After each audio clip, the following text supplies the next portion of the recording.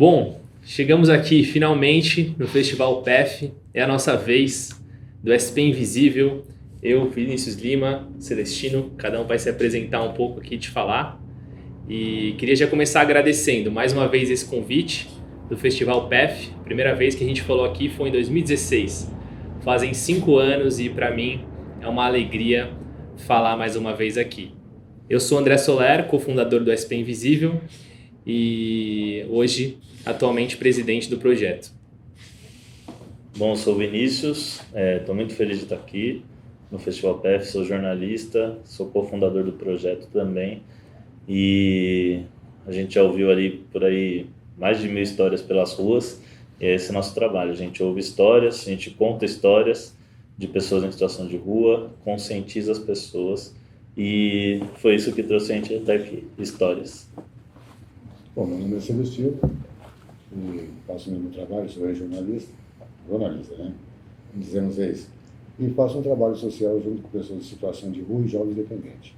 E estamos aí na luta aí para ver se a gente consegue conscientizar os jovens e a comunidade em geral a situação que o país atravessa. Muito bom. Bom, a gente quer começar contando um pouco do que é o SP Invisível e depois conversar e contar quem é o Celestino. Quero deixar o melhor para o final. Então vamos lá, Vini. Como é que a gente explica aqui para o pessoal o que é o SP Invisível? Onde é que tudo isso começou, né? Beleza. O SP Invisível começou em 2014, 7 anos atrás, né? Parece que foi ontem, mas voa. E começou na igreja que a gente frequenta, a Igreja Batista de Água Branca, que o pastor de adolescente na época estava bastante incomodado com as redes sociais dos adolescentes. Sim.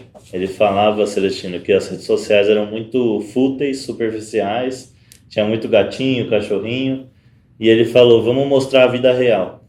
Se estava incomodado em 2017, imagina agora. Ele falou, vamos mostrar a vida real. E aí falou para os adolescentes saírem pelas ruas, tirarem fotos de tudo que era invisível, e a gente ia fazer uma exposição. E aí dessas fotos, apareceram fotos de lixo no chão, buraco no chão, favela, prostituição, uso de drogas, metrô lotado, ônibus lotado, enfim. Tudo que era invisível a gente não achava relativamente belo e não mostrava, né? Sim. E muito subjetivo, né? O que era invisível no meu cotidiano, da minha ida para a escola, para a faculdade, para o trabalho, era diferente do que era invisível para o André, que era diferente do que era invisível para o senhor. E aí, mas o que teve em comum, que todo adolescente trouxe pelo menos uma foto, foi de pessoas dormindo na rua. E aquela foto à distância, né? Pessoa deitada, o adolescente foi lá, tirou foto. Hoje a gente vê até que é hiper invasivo, isso não é legal. Sim. E rolou a exposição, chamamos esse dia de SP Invisível, beleza. E uns 3 meses depois, eu e o André conversando, a gente falou, pô, lembra aquele dia que a gente chamou de SP Invisível? Invisível não é o corpo, né, daquela pessoa na rua. A gente vê esse corpo, tem até reações horríveis, fecha vidro, esconde bolsa, atravessa a rua. Invisível são as histórias. Vamos contar essas histórias? Vamos passar a mostrar o que aquela pessoa tem de diferente daquela que está do lado dela e de parecido com a gente que está em casa, que está em outra situação. Uhum. E aí a gente começou, o André com afinidade mais com a imagem ou com a escrita, e a gente começou a contar histórias na internet. E é importante dizer, né, Vini, que naquela época as redes sociais não tinham essa definição maior do que elas são hoje, né, que é um espaço onde a gente compartilha muito do nosso dia a dia, que a gente tem mais definido, né, o que é esse lugar, que é um lugar da gente de aprendizagem, que é um lugar onde geralmente o que dá mais visibilidade são coisas mais do nosso dia a dia, ou deslumbrantes, ou a ostentação. E o SP Invisível, desde lá, vem trazendo essa disruptura, né, para esse caminho da internet, para a internet. E a gente é justamente esse choque, assim, né, de onde alguém às vezes para na rede e fala, nossa, uma história de uma pessoa em situação de rua aqui. E desde quando a gente começou a fazer isso, a gente não parou mais. A gente começou a contar essas histórias e até que um momento, assim, eu e o Vinícius, a gente percebeu que, qual que realmente é o real sentido disso? E a gente não encontrava.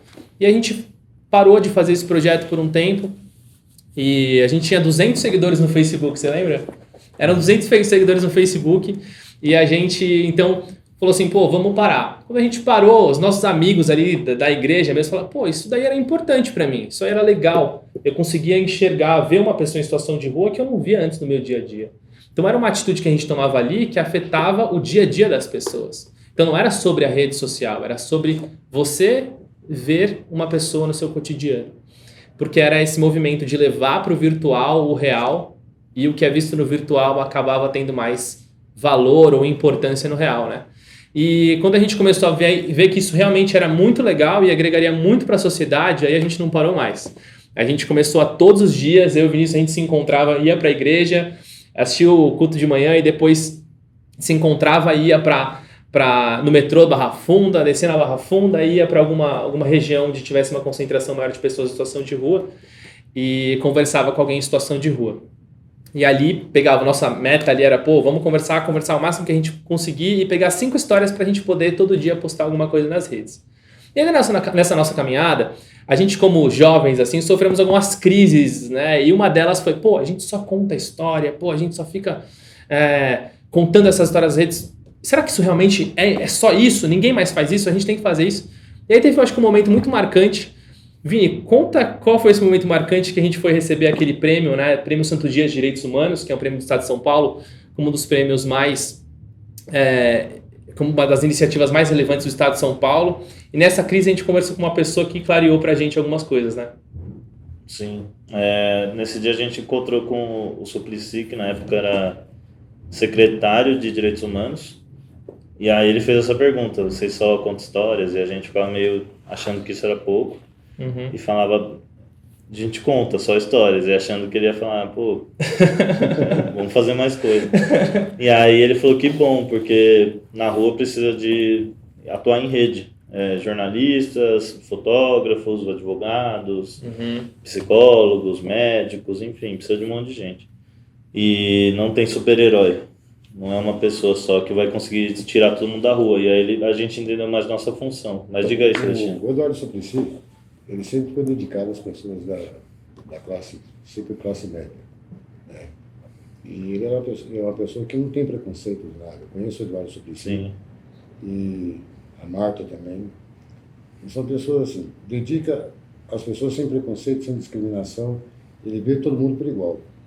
Só que existe aquele negócio, o poder aquisitivo dos governantes, sempre é aquela pressão que a pessoa não pode seguir. Exato. Aquilo e, como se diz, é uma marionete. É o que a gente vê hoje acontecendo no país. Né? Isso em termos de geral. Mesma coisa, o governo que nós temos hoje presidencial, ele quer fazer um governo como a volta do militarismo. Né? E muita gente está apoiando. Mas se a gente voltar nessa questão, o que será? Dos jovens e do país. Sim, exato. Sendo que a gente está, cada vez, a situação financeira está cada vez caindo mais. Hoje tudo aumenta e o salário da população está baixo, né? Muito desemprego e colocando muitas pessoas aí em situação de... Celestino, conta pra gente, assim, você é uma das histórias que a gente contou no SP Invisível há muito tempo atrás, né? Acho que a gente se conheceu no inverno do ano passado, que a gente conversou, teve um papo ali rápido, né? Onde você estava ali na sua barraca. E aí esse ano a gente se reencontrou e está mais próximo e está conversando mais. Você realmente é uma pessoa que marca muito pela sua trajetória. Eu quero que você conte um pouco para o pessoal daqui a pouco.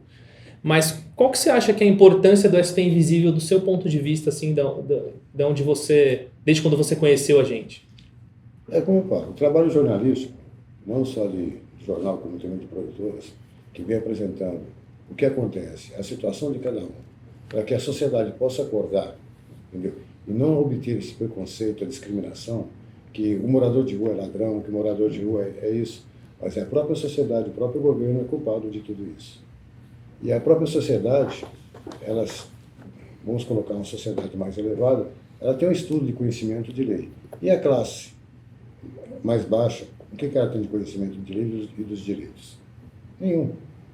Porque sempre eu debati uma coisa na época do Mário Covas, quando foi prefeito, né, a prefeitura era no Ibirapuera, eu falei assim, por que nas escolas não pode colocar um contexto de meia hora de aula, entendeu? Para falar sobre leis. Ensinar a história do Brasil é passada. Entendeu? Nós temos que ver o futuro pela frente, que muita gente não sabe se defender. É o que acontece hoje. O preconceito e discriminação, a pessoa é um funcionário de uma empresa, faz o que tem que fazer, mas se não agradar, vai para a rua, se não tem outro emprego, não tem como pagar aluguel, é o que acontece hoje, entendeu? Então, Mas é importante aprender história também. a história você vive.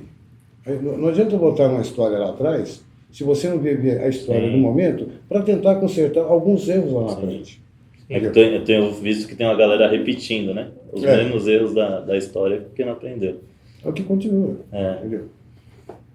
Legal. Ô Celestino, a gente falou um pouco de gestão pública, né?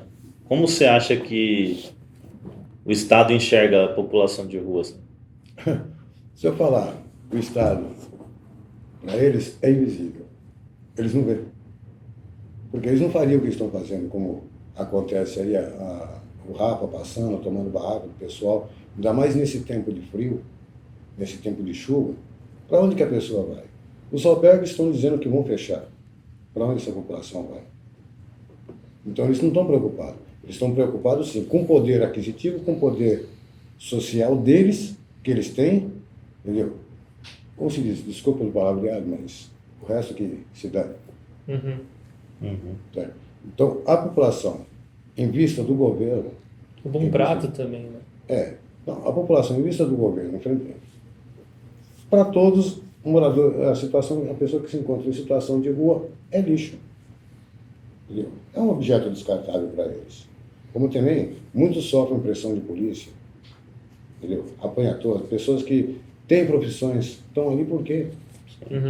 É igual uma vez no meu Twitter, assim que o atual prefeito assumiu, perguntaram, deu uma viralizada, porque perguntaram qual é a proposta do prefeito para acabar com a população de rua.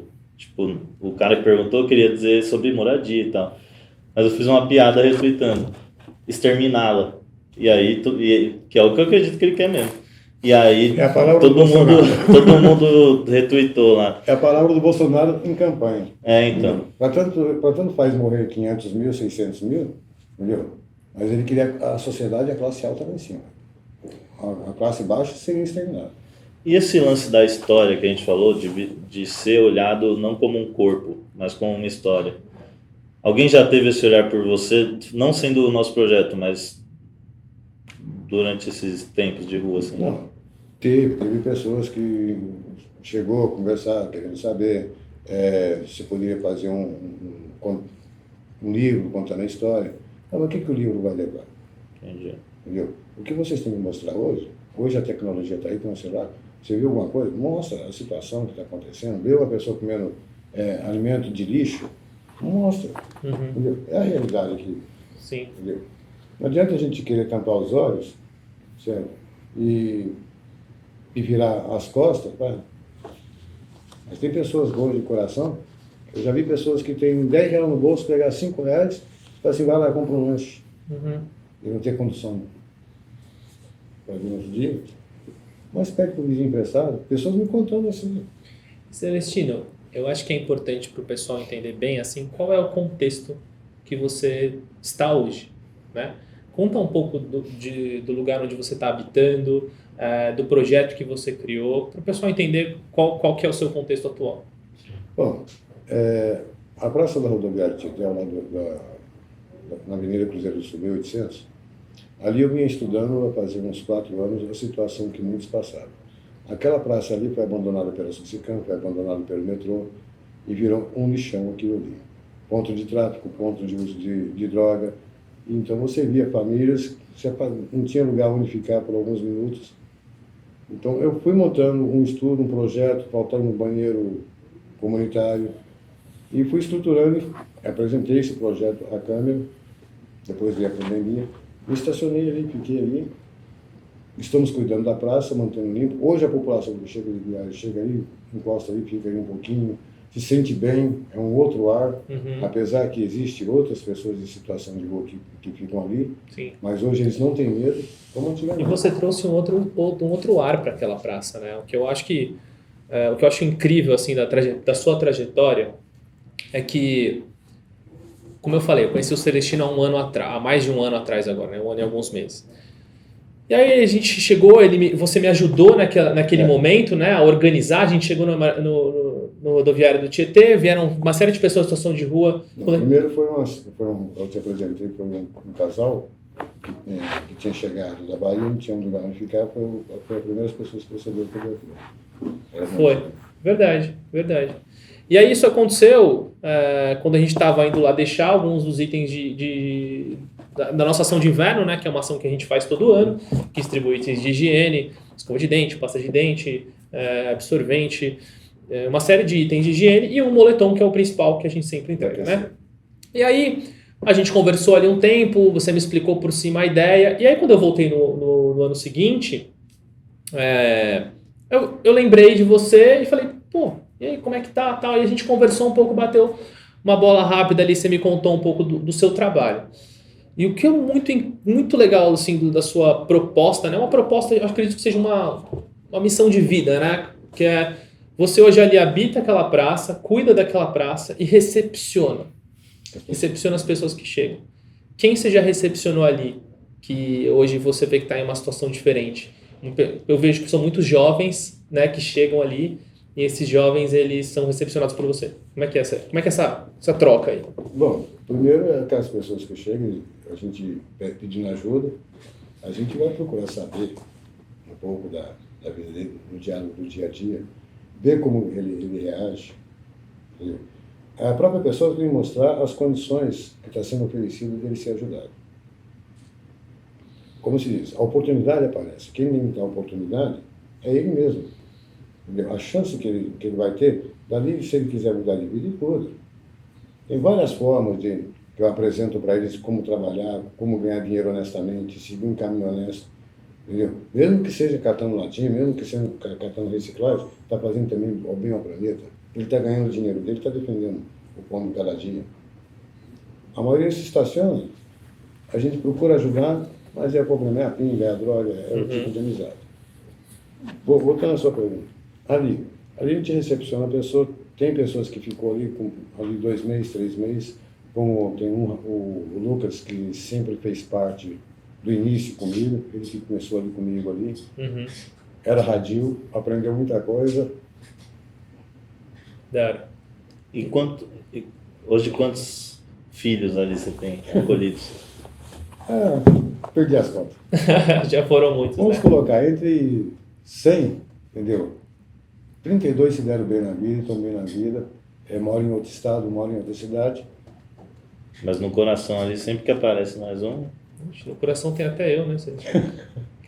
Mas, Vini, comenta uma coisa que eu acho legal que você fala, que é sobre a convivência, né, com a população em situação de rua. O Celestino, o que ele faz de incrível, que a gente vê assim que, por mais, eu e o Vini, a gente se dedica nessa causa, a gente se doa, mas o Celestino, ele convive, né? Ele tá ali, no dia a dia. Qual que é a diferença que você acha, Vini, de uma pessoa que convive ali de uma pessoa que nem a gente, que às vezes, tem o nosso dia a dia e vai e faz o bem para aquele lugar? Não, quando eu falo isso, as pessoas perguntam, fala do seu trabalho com a população de rua. Eu acho o trabalho muito frio, né?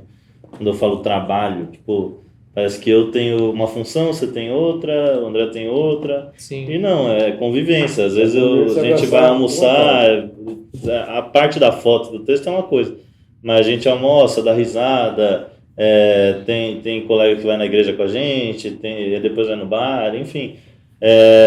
Aí ajuda e frustra, é convivência. E Sim. Vai entristecer, vai se alegrar, vai comemorar aniversário.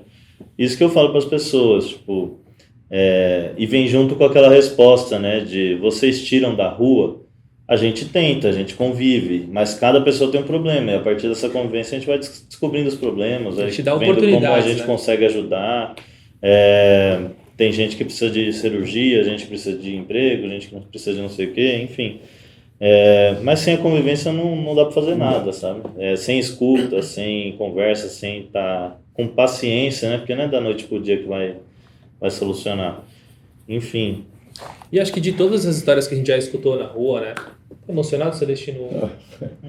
Eu sou manteiga de tiro. Mas de todas as histórias que a gente já conviveu, que a gente já escutou, eu vejo presença muito grande, né, de uma perda na vida das pessoas que estão em situação de rua. Porque eu acho que isso é uma coisa legal da gente contar, né? Por que as pessoas vão pra rua? Por que essa pessoa tá na rua? O que aconteceu? O que as pessoas perguntam é vagabundo, não quer fazer isso, não quer... Mas a gente começa a entender que tem coisas ali atrás na história de cada um que fazem com que essa pessoa conviva naquela situação naquele momento. E para mim a perda, né, às vezes de um ente familiar ou um abandono, que eu acho que é muito isso que você presencia ali, pelo que eu vejo, que são muitos jovens que você acolhe, né, e pelos meninos que eu conversei ali, tinham meninos que, eu tava na minha casa e aí eu tive uma agressão do meu padrasto, ou fui expulso pela minha mãe, ou tive que sair de casa por alguma briga. O que você vê que acontece assim na vida das pessoas que elas ocasionam de estar nessa situação? Principalmente do jovem, né? Então, uma parte a gente pode dizer que é a separação de pais. Quando o pai vai viver com outra pessoa e a mãe vai viver com outra pessoa, o filho não se sente bem junto com a outra pessoa estranha. Tem muitos que se dão bem, certo? Agora outros não se dão bem. A mesma coisa, teve uma pessoa que teve com nós, ele estava em situação de rua, o padrasto foi bater na mãe, ele foi defender, agrediu o padrasto, e no fim a mãe dele mandou ele voltar para a casa do pai dele. Então ele pegou, saiu, foi para a casa do pai dele, convivendo com os pais, a madrasta começou a replicar e ele respondeu, o pai dele mandou voltar para casa mesmo. Então nenhum dos dois quis aceitar.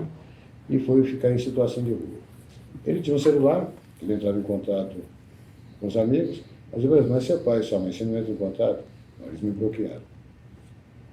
Então, com esse tempo de 3 meses que ele ficou lá com nós, eu fui tentando localizar, fui bater umas fotos com ele no centro, falando como que ele estava. Ele mudou, é um rapaz cabeça, né? E, no fim, o pai abriu exceção, ele começou a entrar em contato com o filho, pediu para ele voltar, que tinha um trabalho para ele. Que legal. É uma história, né? E é louco que você conta essa história, e eu na faculdade estudei um pouco relacionamentos na rua, e cheguei na conclusão que, a partir das histórias que a gente ouve, de que antes de perder casa, perde o vínculo familiar. Seja porque brigou, porque morreu, seja porque nunca teve ninguém, né? Veio de outro estado e não conhece ninguém aqui. E aí a gente vai vendo até o quanto família e amigo é privilégio, né? Porque, por exemplo, eu perdi meu pai com 4 anos. E aí apareceu mãe, apareceu avó, apareceu tio que virou pai, apareceu um monte de gente ali para suprir esse espaço. E eu cansei de ouvir história de menino que fala, perdi meu pai, fiquei sem chão e fui pra rua. Perdi meu pai, não me dava bem com a minha mãe, fiquei só 2 semanas lá com a minha mãe e fui pra rua. Então é louco isso, né? Você vai vendo até como ter família ok ali é um privilégio de poucos, né? E essa parte do relacionamento é muito antes até de perder a família, de perder a casa, perdão. Sim. Mas, portanto, isso você não se revoltou, né? Hoje está aí. Então, é isso. Estrutura familiar não é toda casa que tem, né, no Brasil, né? Não. Sim, faz toda a diferença, né? A família, o acolhimento. E a estrutura... E como ir para a rua é estrutural, né? Porque às vezes eu posso passar o mesmo problema que alguém, como eu falei aqui, e não vou para a rua. A prova disso muita gente vai para a rua por causa de álcool. E o quanto de alcoólatra não tem numa Berrine, numa Faria Lima, enfim, nem por isso perde emprego, nem por isso vai pra rua. Sim. Tanto que tem os meninos que ficam com você, muitos deles te chamam de pai, né?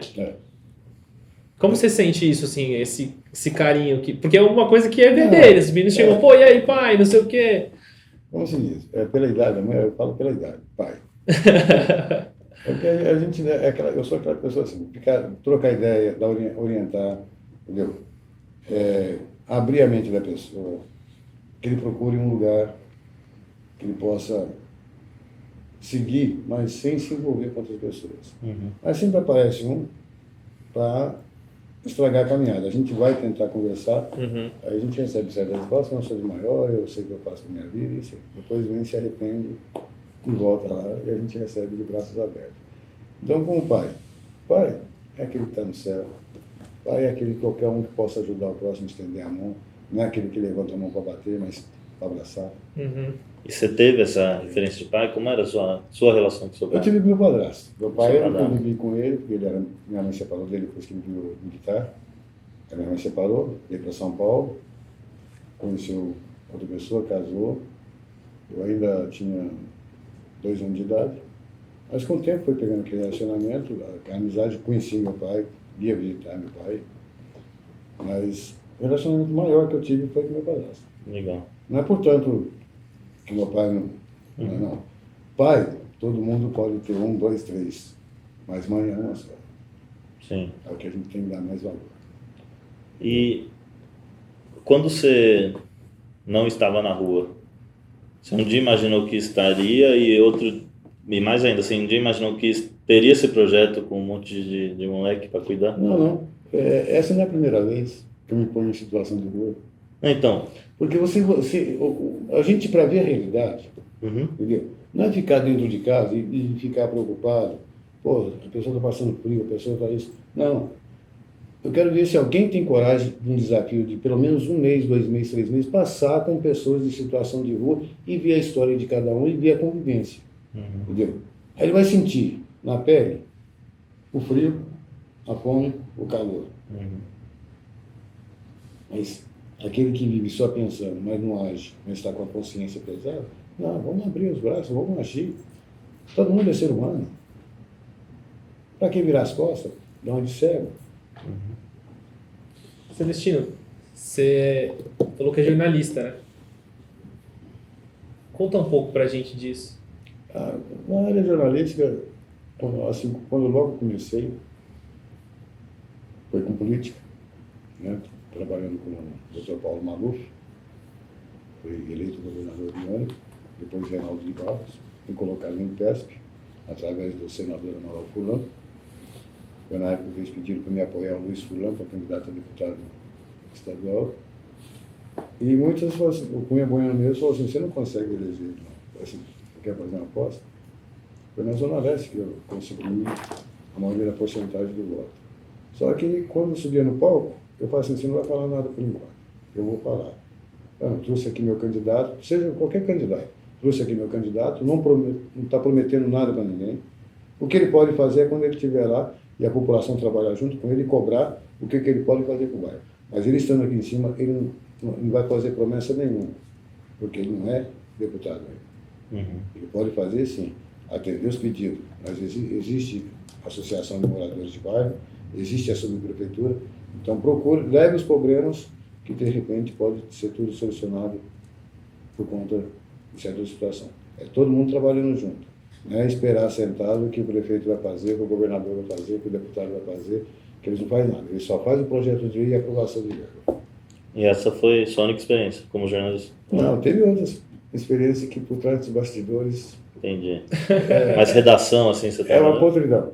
Qualquer matéria que você fizesse naquela época, você tinha que passar pela redação, passando pela redação tinha que passar pela censura.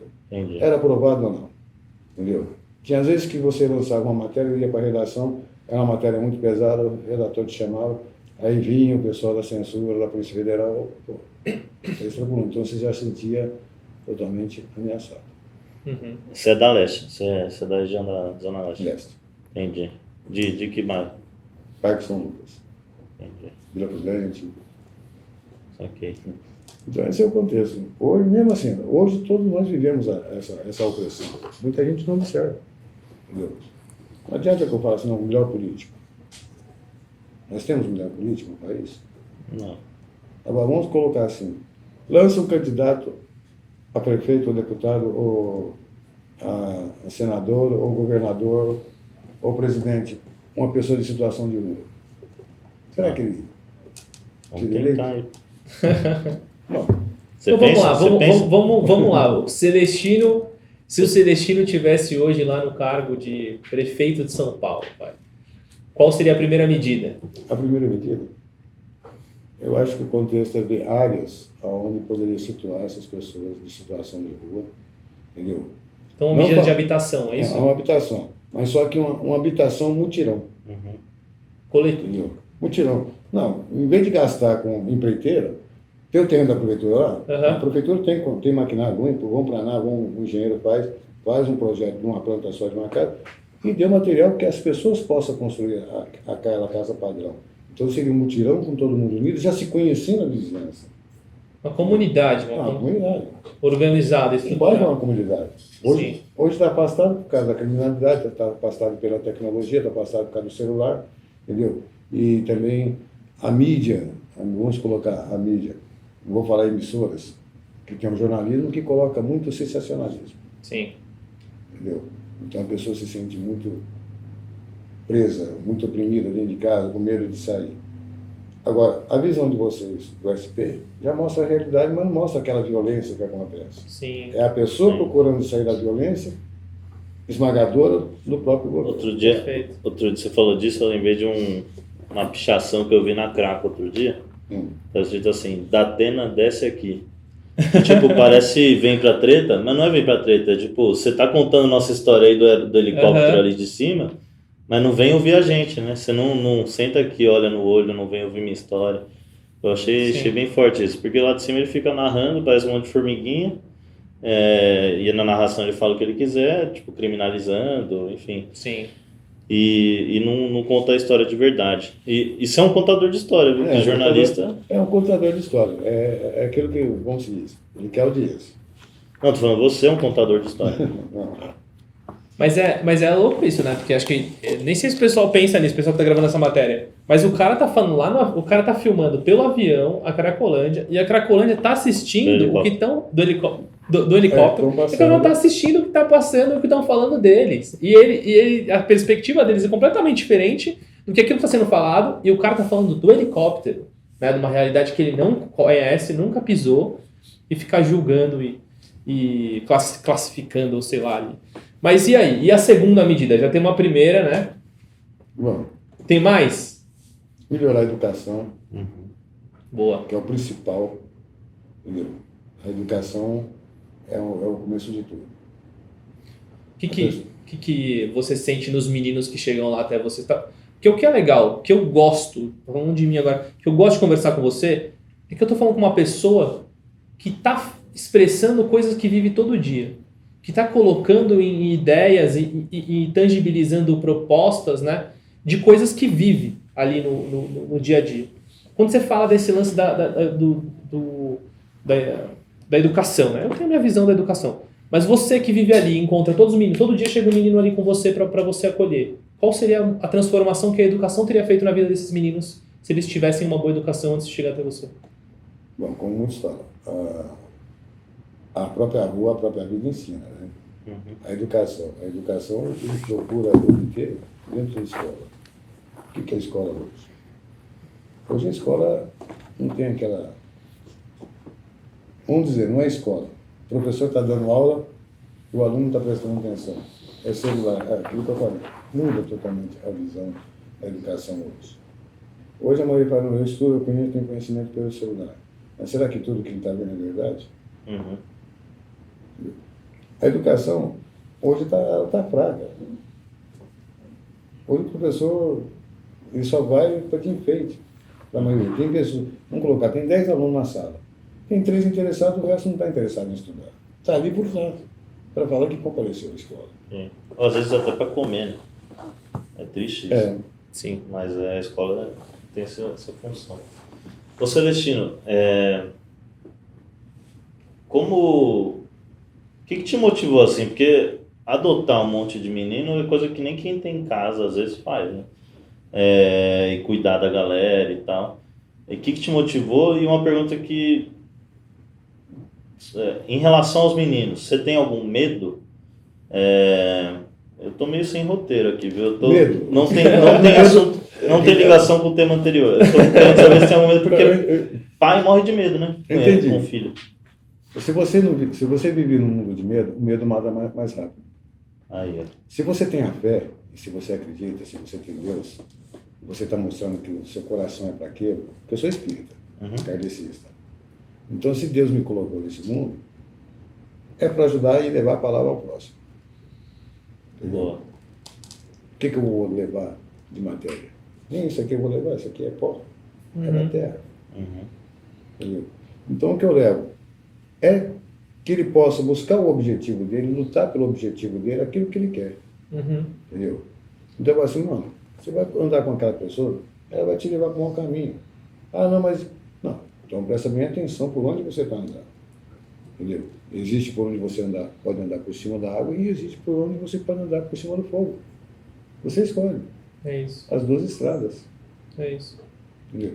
Se você quiser caminhar calmo, ali a única coisa que você caminhar em cima da água, de repente você vai encontrar várias ondas que você vai ultrapassar, mas se você for caminhar pelo fogo, você está se queimando. Você está convivendo no mundo do inferno. Então você está procurando aquilo para você. Sim. E sabe, Celestino, até voltando a falar um pouco do SP Invisível, no SP Invisível, eu gostei muito que você comentou isso, de que a forma como a gente conta as histórias, sabe? A forma como, que não é de uma forma apelativa, que não é de entrar na pauta e vamos buscar o like, vamos buscar o comentário, porque a gente está na rede social ali todo dia, a gente estuda a rede social para a gente poder fazer com que as histórias das pessoas em situação de rua cheguem a mais pessoas.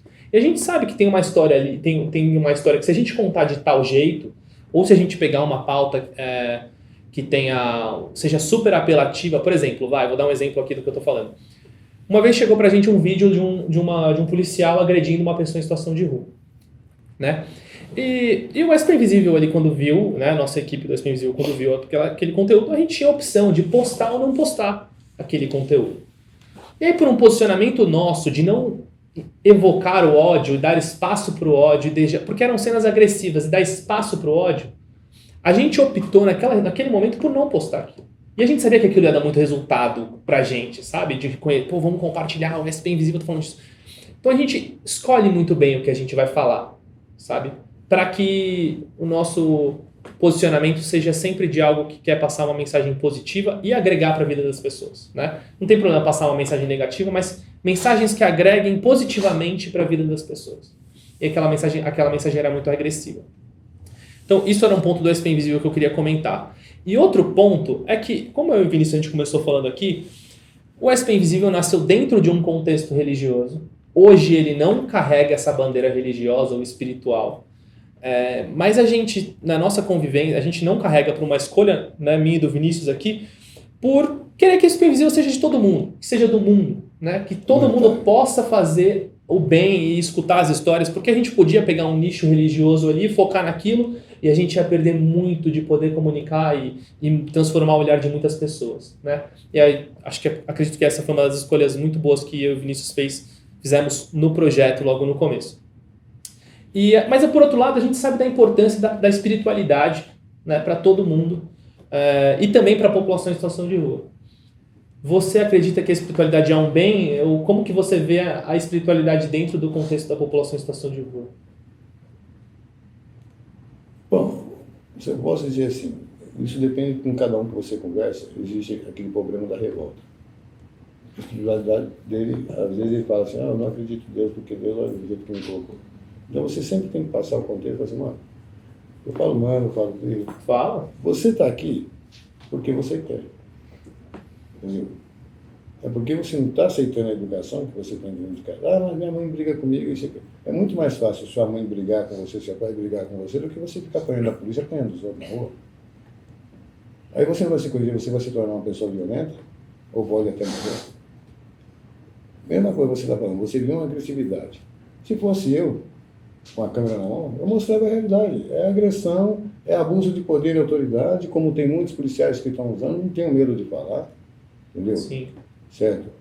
E muitos têm problemas, vamos colocar assim, o policial sai de casa, ele sai nervoso, sai estressado, ele vai descontar onde? Vai descontar no próximo que ele encontrar na rua. Sim. Mas ele vai descontar em quem? Um morador de rua, ou talvez uma pessoa de cor. Uhum. É o preconceito, a discriminação. É o que acontece. Hoje, muitos moradores de rua são agredidos pelos policiais, entendeu? Existe, sim, a polícia não reconhece que a pessoa tem problemas no uso de droga? Tem. O que tem que procurar é um tratamento, entendeu? Conheci alguns policiais que chegavam em moradores de rua, e não batiam, chegavam a trocar ideia. Entendeu? Não faz isso e tal, se precisar de uma força, a gente encaminha você para tal lugar, entendeu? Mas orientando, agora tem aqueles que usam já a parte da violência. Sim. E essa parte da violência que tem que ser mostrada e não ser escondida. É a realidade. Não ser invisível, mas sim transparência. A transparência, hoje a população tem que ver a transparência. E é engraçado, né? Que não sei se foi intencional, mas são palavras, quando é transparente, você consegue ver, né? E invisível é algo que você não vê nada. Né? E disso que o André está falando, da nossa forma, né? Do que a gente escolhe falar, eu digo até que é mais o que a gente escolhe falar na página, mas como a gente escolhe contar as histórias. Que é tipo, a gente costuma dizer, eu pelo menos falo que não são os jornalistas do SP Invisível indo ouvir uma pauta. E aí, quando o editor manda ouvir população de rua, volta com 3 histórias, ele quer tá nem aí que ele quer ouvir, sabe? Ele quer 3 pessoas em situação de rua. E a gente não, a gente quer saber o que só aquela pessoa pode me falar. E a pessoa do lado não me pode falar. E a outra pessoa também não pode. E também não são os pesquisadores ouvindo uma amostragem, né? Tipo, é o Vinícius conversando com o João, com o Luiz, com a Flávia, enfim, é o André conversando com o João, com o Luiz, com a Flávia, querendo saber que só aquela pessoa pode me falar. Porque toda história vai gerar uma reação, né? Quando a gente vê uma matéria no Fantástico, a gente fica com raiva, ou fica com triste, ou fica... Que reação a gente quer gerar nas pessoas? Sim.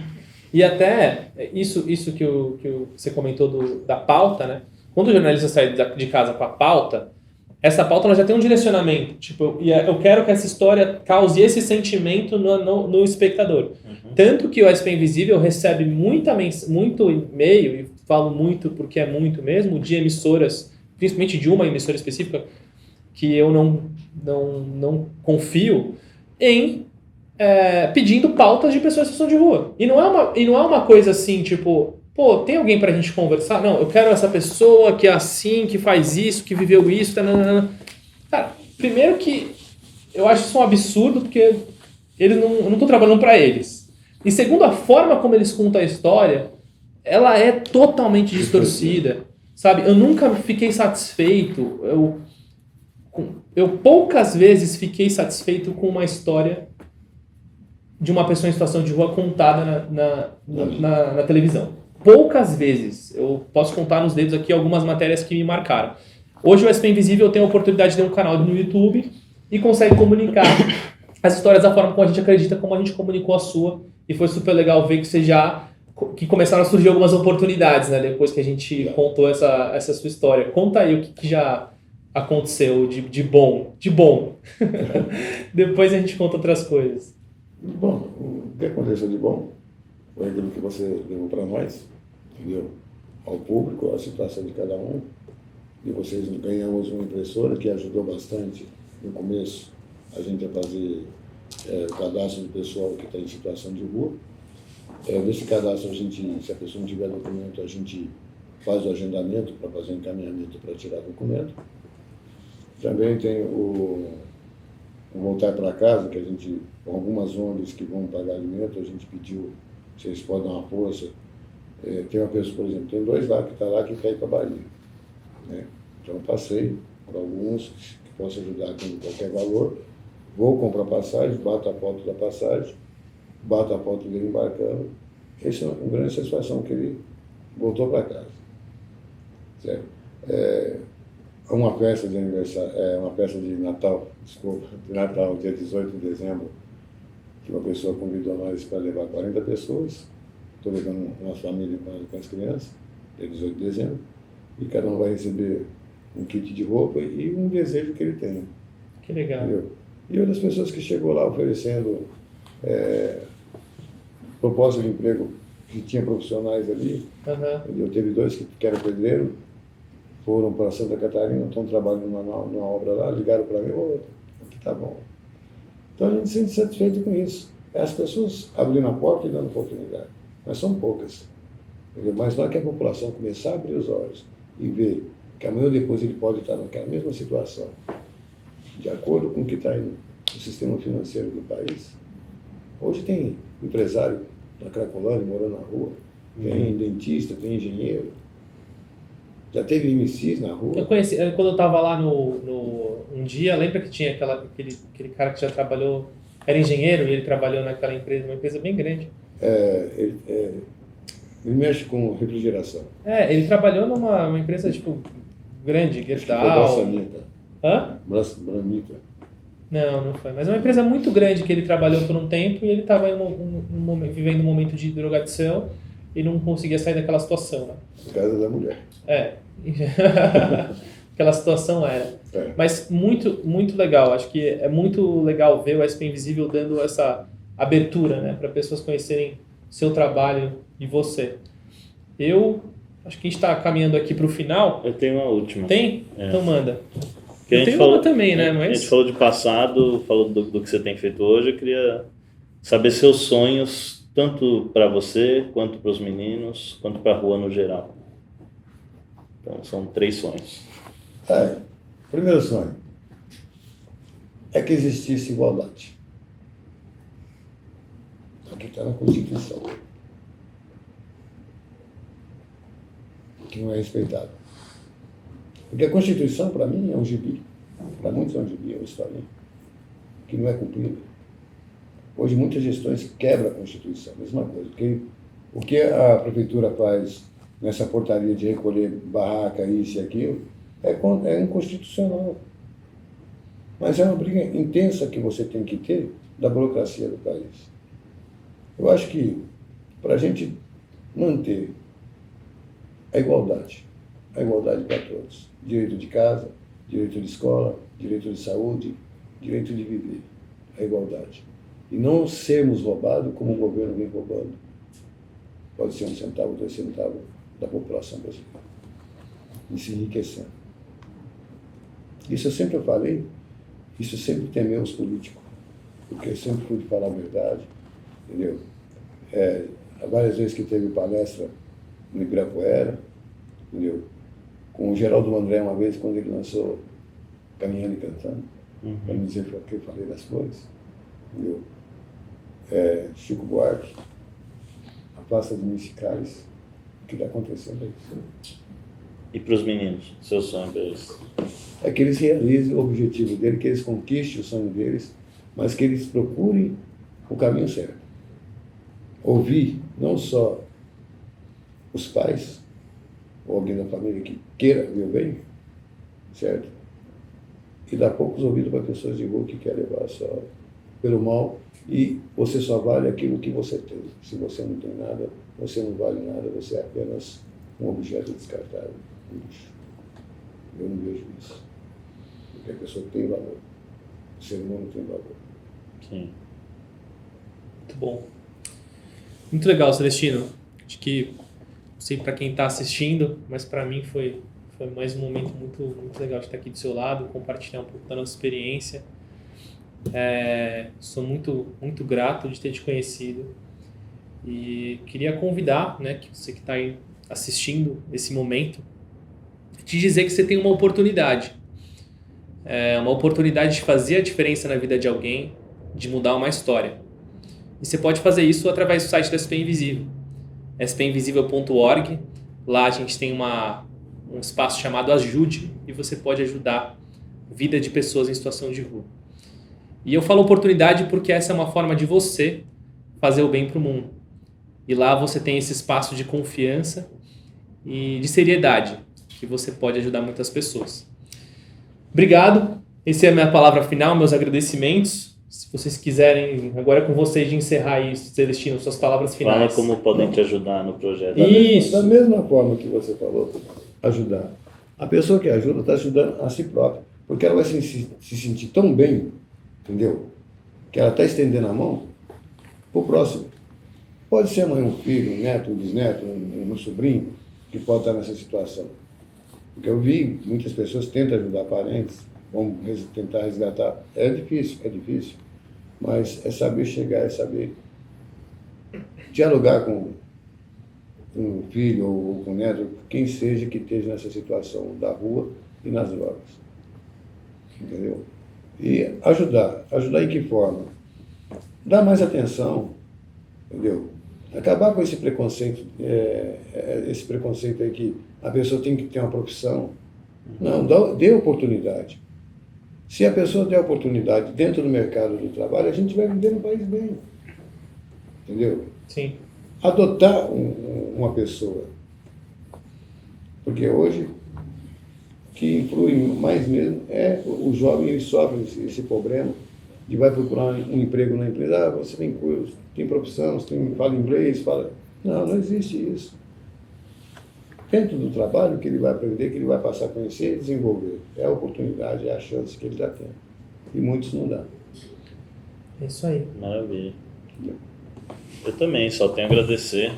Sigam o SP Invisível em todas as redes aí, Twitter, Instagram, YouTube, Facebook e TikTok. Tem TikTok também. Muito obrigado aí. As minhas SP Vinícius Lima, e ajudem não só o seu Celestino, mas andem com esse olhar na rua de enxergar o invisível, né? Andem com esse olhar para ver quantas histórias tão parecidas e tão ricas quanto a do seu Celestino tem por aí em cada esquina, que a gente pode fazer a diferença. Boa. Minhas redes é andré.soler. E você, com o Celestino, se o pessoal quiser falar com você, não vai passar seu WhatsApp aqui não, meu. Senão o pessoal vai te mandar muita mensagem. Mas tem algum canal? Não, por enquanto não. Vamos fazer o seguinte. Mas onde te encontro? Pode mandar para o meu e-mail. Mandar por e-mail? Manda um e-mail então, brabo. Chagas576gmail.com. E o Pix? Deixa o Pix. Pix 043-782-674-37. É É isso. isso. Pronto. Deixou o Pix. Valeu. Quero agradecer por estar aqui, pela oportunidade que vocês estão dando, não só para mim, como para essa população que muito necessita de um apoio, que necessita de atenção, entendeu? E se você puder ajudar, ajude de uma forma, abrace uma causa. Isso aí. Boa. Isso aí. Valeu, gente.